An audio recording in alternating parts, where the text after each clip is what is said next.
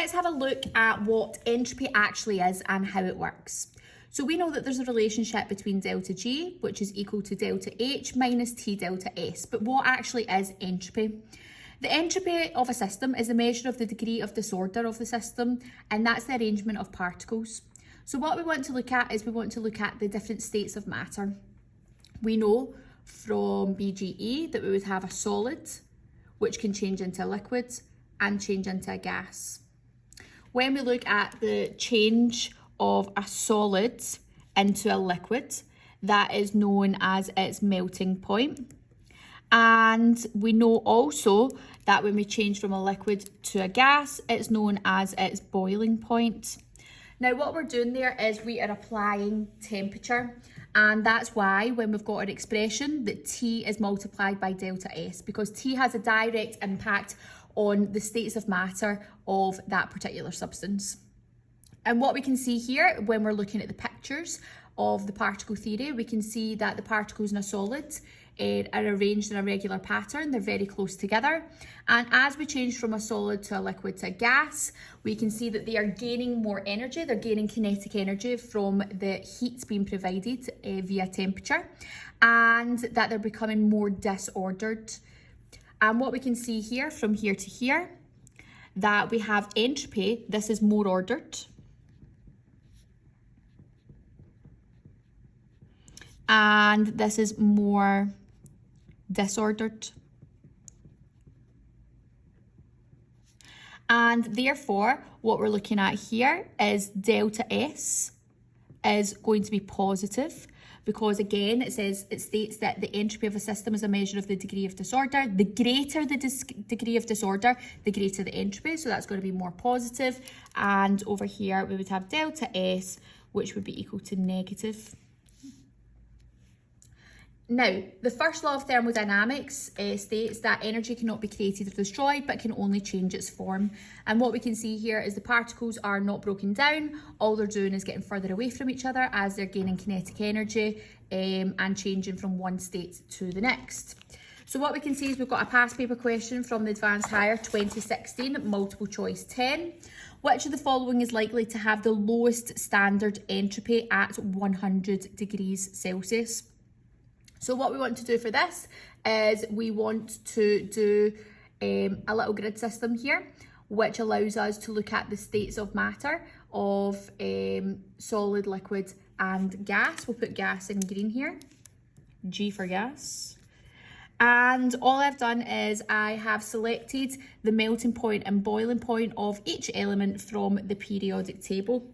Now, what we want to do is we want to look at 100 degrees, okay? It gives us 100 degrees. So on this number scale, where would 100 be? It would be positive, so it would be up here, which means neon would be a gas at 100 degrees Celsius. We do the same for mercury. 100 would be between minus 39 and 357, which means that would be a liquid at 100 degrees. 100 here would go underneath the 115, because remember our number scale is going up the way, which means this would be a solid. And phosphorus, we would have 100, which could be found in between the two numbers on the number scale, which means that that would be a liquid at 100 degrees Celsius. Now the question asks us which of the following is likely to have the lowest standard entropy. So if we want it to have the lowest standard entropy, we want it to be more ordered, which means we would prefer it to be a solid in comparison to a liquid and a gas. And when we look at this, the only one which is in the solid state is sulfur. So the correct answer to this is multiple choice answer C. This next past paper question is wanting us to make a relationship between delta G, delta H and delta S. Which of the following reactions would the value of delta G minus delta H be closest to 0? So what we want to do is rearrange this so that we get the expression that they're giving us on the page. So I want delta G and delta H to be on the same side. So that would be like delta G. If it's positive on this side, I would need to take it away, becomes minus delta H is equal to minus T delta S. And what we know is we want this to be equal to 0, or closest to 0. So I can change that. 0 is equal to minus T delta S. Now, we know anything multiplied by 0 gives us 0. Temperature will always have a value. So we're really focusing on the expression of delta S here. And we already know that delta S is the entropy, and it is looking at the disorder of a system. And if we want the disorder of the system to be equal to 0, so that means no matter what temperature it is, it will always be equal to or closest to 0. We would mean that we would want no change in state of matter in any of the expressions. If we look at a question or multiple choice answer A, it's going from a solid to a solid plus a gas. What we can see there is an increase in entropy because we are increasing the disorder. We are also going from 1 mole of a substance to 2 moles. So that's going to be an increase in entropy. So delta S would be equal to positive. It would have a value. It would not equal 0. If we look at B, we can see that the states of matter are going from solid plus gas goes to gas plus gas. We've got equal moles on either side. However, we have increased our entropy as we have changed our state of matter from a solid to a gas. So again, the entropy would be positive. If we look at C, we're going from a solid plus aqueous. So that's you put a solute in a solvent to create a solution.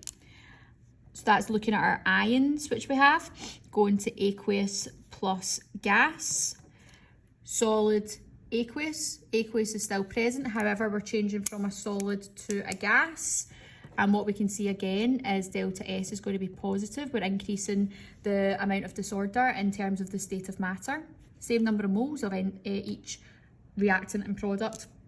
However, the state of matter changes. And if we look at D, we have AQ plus S goes to AQ plus S.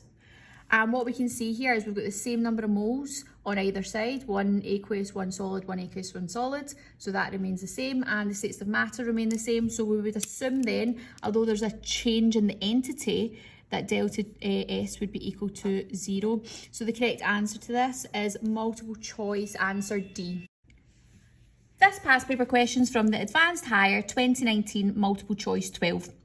Which line in the table is correct for water condensing? So firstly, we actually have to know what condensing is and what state of matter it changes from. So we're going to be looking at entropy first. Condensing is when we change from the gas state into the liquid state. And to do that, we're going to have to decrease the temperature. What we can see from this is that it becomes more ordered as the particles lose energy. So that means that our delta S, which is our entropy, that's the degree of disorder, is going from more disordered to more ordered. Therefore, delta S has to be negative.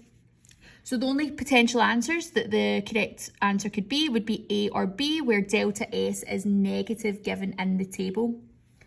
The next thing that we have to look at is delta H, which is our enthalpy. Now, we have two different types of enthalpy. We can have delta H where it's positive, which is an endothermic reaction where heat energy is taken in. Or we can have delta negative where it is exothermic and heat is released. Now, what we have to think about here is we have to think about the energy of the particles. What we can see from here to here is that the particles are losing energy. Okay, they are losing energy. We already know that energy cannot be created or destroyed, but can only change its form. If the particles are losing energy, that energy's got to go somewhere else. And as a result, it's released into the surroundings. So the correct answer for this is when delta H is negative. What we can see is the reacting particles have more energy and then the particles lose energy. So the correct answer to this is multiple choice answer B, where delta H is negative and delta S is also negative. So what we need to know is we need to know the second law of thermodynamics, and that states that the total entropy of a reaction system and its surroundings always increases for a spontaneous process. Now, we've already learned that delta G has to be negative for a spontaneous process. What we're really looking at here is the fact that the world is mostly exothermic, it's warm, it gives off heat energy. And if we apply heat energy to states of matter, we can see that we change from a solid to a liquid to a gas. And what happens there is if we apply heat energy, naturally they will change state and it will go from more ordered to more disordered. So we can see that the entropy, which is our delta S, will always be positive and it's always going to be increasing for a spontaneous process. The third law of thermodynamics states that the entropy of a perfect crystal at 0 Kelvin is 0. So these are some laws that we have to know. However, we have got a last past paper question that I'm going to go through, which is the Advanced Higher 2017 multiple choice 8. Now it says a reaction must be exothermic if, and they're giving us some conditions here. Now what we can see from this is that we have been given delta G or delta S as part of the answers to this question. Now what we need to know is that there is a relationship between delta G, delta H and delta S, and we can see that they are giving us an exothermic reaction, which means they're wanting our subject matter to be delta H. So the first thing is we have to rearrange our equation. So to begin with, I would make sure that I have delta G, and if I take that over to make it on my subject matter, I would be taking away delta H, which would be equal to minus T times delta S. I want to get rid of the delta G because I just want the delta H to be on that correct side. And to do that, I would have minus delta H is equal to minus T delta S. And this is positive on this side. To get rid of it, I'll need to take it away. So I would take away that to be here. I also don't want my delta H to be a negative. At this point, we want it to be a positive entity. So I would change that so that I have my expression here as delta H, which would be equal to T, because if we're flipping it, we're just getting rid of all the negatives, T delta S plus delta G. So here is my expression that I need to have rearranged before I can do anything else, okay? So rearranging equations is really important in advanced higher chemistry. Now, what we can see is in this expression, we have both delta S and delta G, which has a direct impact on delta H. So the correct answers could only be A or B at the moment because we need to have both of these entities present. As I say, from the rearranging, we can see that they have an impact on delta H. Now, what we want to do is we know that from the question that they're saying we want delta H to be exothermic. Exothermic is when it is negative. And if we put A on this side, so let's have a little look at A, where we are going to have delta S as negative. So any number times negative, it was 100 times negative 1, it would be minus 100. So that expression there, we would have as negative, plus it's saying that we also want delta G to be negative. Negative plus a negative would give us overall a negative. So the correct answer is A, okay, because we want the negative to be equal to the negative. However, if we were to do B, the working for B, and say that we want delta H to be negative, they're stating there that we want delta S to be positive plus delta G being positive. Plus plus a plus is always going to give a plus. That would mean that negative is equal to positive. That's not correct. We want them to be equal to the correct entity. So the correct answer here is multiple choice answer A. And the reaction will be exothermic if both delta G and delta S are negative.